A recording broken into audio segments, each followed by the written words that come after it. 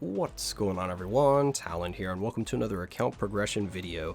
Alright, so it is time for another tier 2 character, and we're going to be getting Nick Fury to tier 2. So it is finally time to get him upgraded, so let's take a look at him before we do that. So for his skills here, I ended up leveling up everything, but you don't really need to. For the first skill here, we leveled it up because of that chance to miss, goes up to 65%, so really nice. The second skill here, we have leveled up because of that guard hit. The third skill, I leveled up because the shock damage goes up, but again, you can just leave this one at level 1 because the shock damage isn't really going to be too beneficial in any game mode. Same with the fourth skill here, we have a level up for the burn damage. Again, that's not going to be very beneficial for most game modes, so you can just leave that at level 1. And then the fifth skill we have leveled up because of that nice boost that he gives himself, which is an 80% all attack boost. That's really nice. And then he's got all defense boost by 20% and an all speed boost by 20%, and that is going to apply just to himself, and then all allies will get the damage immunity for this one, so you can't transfer over that buff, which would be kind of crazy if he was able to transfer over that all attack, all defense, all speed buff. Like, as long as the ally or whoever you switch into is standing in that dome, they get all of that effects. That'd be pretty crazy. But anyway, it's still going to boost up his damage a lot, so that's why we have that one leveled up. And then if we skip over here to the Isolate set, I do have Power the Angry Hulk on him, and that's just because that's what I rolled first. But the ideal set for him would probably be Overdrive, because you do not need the attack speed, because he's going to be getting a lot of that from his fifth skill, 20%. So you shouldn't have any issues with maxing out your attack speed here with Nick Fury. So Overdrive, I think, would be a better option, but I didn't really want to waste the gold trying to roll for Overdrive, because I seem to always have a very, very bad experience trying to get Overdrive. That set just does not like me. Whereas Power the Angry Hulk, I seem to roll that very, very often. Like, Power the Angry Hulk is probably my most frequently rolled set out of any set, which is nice because I'm happy about that, because Power the Angry Hulk is useful. But Overdrive, yeah, it eludes me. So here for our custom gear, our Obelisk is going to be just a fire damage, ignore, dodge, and a damage proc. Just kind of throwing this on him as a placeholder to try him out as a damage dealer, because his damage is nice. It's nothing too crazy, but since he has his own leadership to take advantage of and his tier 2 passive, he can still dish out quite a lot of damage because of all of that all attack increase that he's getting against supervillains, and also just all attack from his leadership. So if I like his damage, I'll probably keep this on him, because I don't think I'm going to put anything too crazy on Nick Fury here, but I might switch it to like a maybe a defensive Obelisk, maybe CTP of Patience or Transcendence or something like that, just to have him as kind of like a extra like PvP character if I wanted to use his support and leadership, or like an Alliance Conquest character or something like that, because he should still have enough damage even with a defensive setup to clear pretty much any stage of Shadowland, because right now Shadowland isn't too difficult. So if they finally update that in the future though, then we might be having a different conversation, and you might actually want to do a little bit more offensive builds on a lot of characters. But for now, he should be fine either way. So let's go ahead and take a look at his details here before we get in. So his crit rate is already quite nice, actually, at 51%. Crit damage is a bit low at 150. And then my ignore, defense, and skill cooldown are not capped right now, so I'll work on that if I decided I'm going to be using Nick Fury more. And he does have the leadership tag, something to point out here if you do want to take advantage of using Nick Fury as like a main DPS. Then of course you can have White Fox in the team, and you can boost his attack even more, so he can get all the benefits from the best supports in the game right now. So you can augment his damage quite a bit. But yeah, let's go ahead and get to the main feature here, which is going to be getting him to tier 2. So let's go ahead and use a ticket on him, because I do not have the extra bios. So boom, here we go. Nick Fury is now tier 2. Fantastic. Time to take advantage of that lovely tier 2 passive, which, as you can see here, Director of Shield, and it's going to give us apply to all hero allies. It's going to give super armor, all defense by 30%, increased damage dealt to supervillain types by 50%. So very, very nice. Probably the best passive in the game, just because it does have that super armor. It's not going to give the biggest boost, of course, because White Fox does have a 60%, but that super armor is super valuable. So really like having that super armor there, so I can't wait to try that out, mainly with my Scarlet Witch, because I do not have immune to guard break on her. So I'm going to see if that kind of helps her out a little bit in some of those later stages of World Boss Ultimate.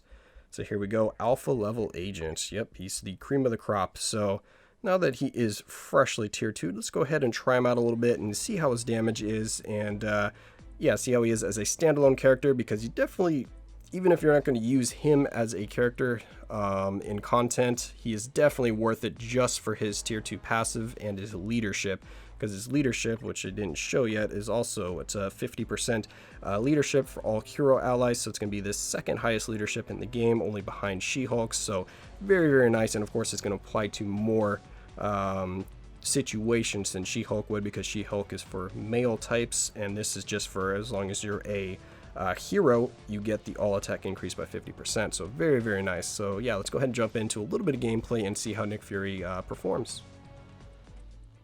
Alright, so here we are at World Boss Ultimate. We're going to be taking on Proxima, and we have stage 30 here we're going to be doing it against, and the team I'm using is going to be Nick Fury, of course with his own leadership, the 50% all attack for hero allies.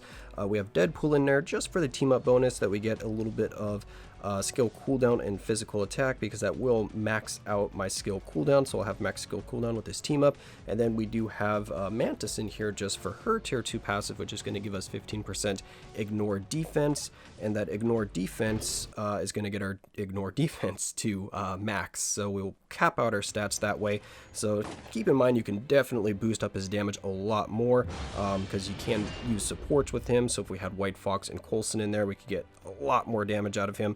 But this is what I'm going to do just to get the cap for the ignore defense and skill cooldown, so we can kind of get an idea of what he's like with stats maxed out for those ones. And we're using anti-venom there so that we could get that heal, because I don't know, I found that it's very hard to keep him alive. It might just be because of this Proxima fight, or it might just be because for the skill rotation to get the most damage, you pop that 5th skill for the boost, and then you go into that 4th skill for your damage proc, and the immunity from that bubble right there is going to be worn off by the time your 4th skill ends, and then you have to wait a very long time for the 4th skill to come back, so that's why it takes a little bit of time to get the damage proc lined up. As you can see, when it does line up, you do quite a bit of damage with that 4th skill. So there we go. And also the 5th skill isn't going to immediately give you that immunity, so you have to be careful about that, because as you can see right here, it takes about a second for that bubble to pop up, and you need that bubble to be there to get the immunity. So yeah, I'm really liking his damage though, because we don't even have his uniform, which will give him a little bit of defense down, and of course we know how that can affect damage. Oh, we got stunned. And you know how much that can affect damage, so definitely missing out a little bit there as well. But I don't know, I didn't really feel the need to switch characters, please. Thank you. Didn't really feel the need to get the uniform, because I am mainly going to be using him as a support. But now that I'm seeing this damage, I'm actually quite surprised about it. I didn't think he was going to quite do this much damage. I thought he was going to hit pretty hard, but this is performing better than I thought he would, considering all I have is anti-venom as a striker, which is not increasing his damage at all, and we don't have any other support except for these team-up bonuses. So yeah, I'm really happy with this damage output actually for stage 30 here. He does meet, of course, all the requirements, physical damage and being a speed character, so that's definitely helping him out here. But overall, I'm quite happy with that. Ooh, just barely got that bubble up in time there. Okay, let's try to run away here. We're gonna need some healing. Let's try to grab these globs here, since Proxima's just kind of standing around doing nothing. There we go. Hop back in. We get like a bar and a half every time from that 4th skill, so quite nice. Oh, all right. Let's take advantage of that. Not quite a bar and a half that time. Oh. Alright, Proxima. You got some reach on that attack. There we go. A little bit lighter now. There we go. There's a little bit of... where's that defense down coming from? I thought he only got that from the... Oh, probably Deadpool striking in. I just realized that. Whoop, didn't check it in time. Yeah, Deadpool's probably striking in and giving us that defense down. So that could be contributing to the damage that I'm seeing here. But still, either way, he's still hitting pretty hard even when that defense down buff is not on Proxima. Did that way too early. Pick up all of this, and that just negated everything.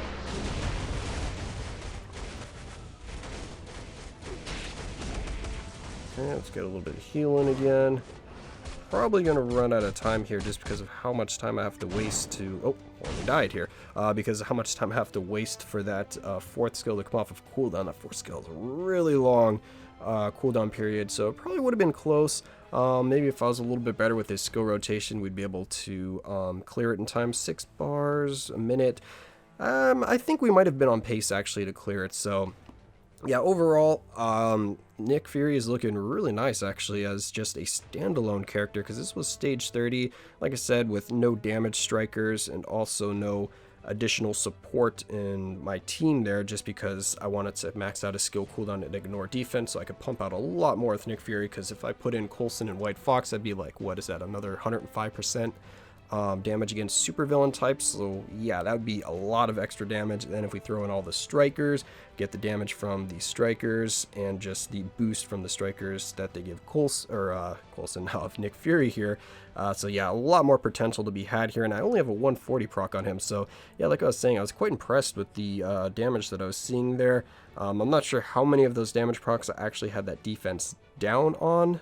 So yeah, Deadpool striking was actually probably skewing the results a little bit here, but either way, I was still satisfied with his damage. So Nick Fury, yeah, I'm quite happy I got him to tier 2. Of course, I was going to get a tier 2 anyway, just for his tier 2 passive, but I'm probably going to be using him more than I thought as just a standalone character. So let me know your thoughts on Nick Fury down below. If you use him for any of the later stages in World Boss Ultimate with success, I'm curious to hear what kind of stages you can hit with Nick Fury, because that might spur me on to building him a little bit better. But either way, that's going to be my thoughts on Nick Fury here. I hope you enjoyed, and of course I will catch you in the next one.